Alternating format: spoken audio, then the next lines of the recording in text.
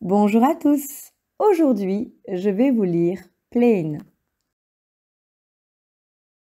Dusty est un petit avion qui a un grand rêve, devenir l'avion le plus rapide du monde et remporter le grand rallye du Tour du ciel. Quand il répand de l'engrais sur les champs de maïs, il s'imagine volant aux côtés des plus grands champions. Son meilleur ami, Chuck, le camion-citerne, l'entraîne à voler toujours plus vite. Mais Chuck conseille à Dusty de trouver un vrai entraîneur pour la course. Chuck connaît un certain Skipper, un ancien avion de la marine. Il ne vole plus depuis longtemps, mais il te donnerait de meilleurs conseils que moi, dit-il. Plein d'espoir, Dusty se rend chez Skipper, mais le vieil avion refuse de l'entraîner. Dusty ne se décourage pas pour autant. Heureusement, car les épreuves de qualification pour le grand rallye du Tour de Ciel ont lieu dans peu de temps. Quand Dusty se présente aux qualifications, les avions se moquent de lui. Tous pensent qu'un avion de ferme n'a pas sa place dans la course. Les épreuves commencent. Dusty vole aussi vite que possible. Il finit à la 6e place. Mais seuls les 5 premiers concurrents peuvent participer à la grande course. Déçu, il rentre chez lui. Le lendemain, un organisateur de la course rend visite à Dusty avec de bonnes nouvelles. Le 5e concurrent vient d'être disqualifié. Tu es sélectionné pour participer au grand rallye du Tour du ciel. Dusty est fou de joie, mais il se demande s'il va être à la hauteur.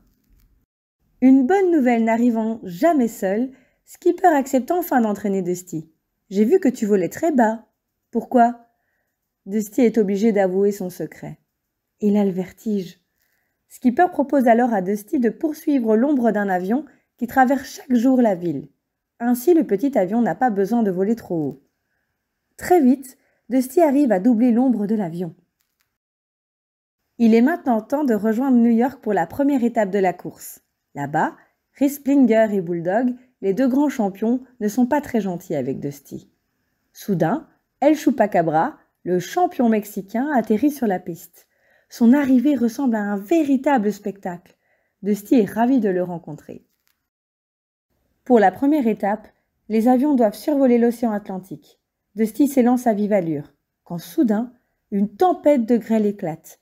Les concurrents s'élèvent dans les airs pour l'éviter, mais Dusty a peur de voler trop haut. Il finit dernier. Lors de la 2e étape en Allemagne, Dusty démarre à toute vitesse. Tout à coup, sa radio grésille. « À l'aide !» C'est Bulldog. Il a une fuite d'huile et risque de s'écraser. Sans perdre une minute, Dusty va à son secours et l'aide à atterrir. Dusty termine encore dernier, mais son exploit fait le tour du monde et il devient une vraie star, ce qui énerve Risplinger. Le lendemain, un ami de Risplinger s'approche de Dusty en route pour le Mexique, la prochaine étape de la course, et lui brise son antenne. Le petit avion ne peut plus se repérer. Heureusement, 2 avions de la marine viennent l'aider et réparent son antenne. Dusty repart de plus belle, mais la mer est déchaînée et lorsqu'il atterrit à Mexico, sa carrosserie n'est plus en très bon état. Le petit avion n'a vraiment pas le moral. Mais quelle belle surprise quand il voit arriver les autres concurrents avec des pièces pour réparer sa carrosserie. Dusty peut désormais poursuivre la grande course. Le matin suivant, lorsque Dusty décolle pour New York, les amis de Risplinger cherchent à nouveau à le piéger. Soudain, Skipper apparaît à ses côtés et déjoue les attaques menées contre son élève. Dusty ne l'a jamais vu voler. Skipper encourage alors Dusty à rattraper Risplinger. Dusty s'élève dans les airs et surmonte sa peur du vide. Alors qu'il vole au-dessus des nuages, il prend de la vitesse et arrive bientôt au niveau de Risplinger à quelques mètres de la ligne d'arrivée. Dusty fait alors une embardée et franchit la ligne d'arrivée devant son adversaire.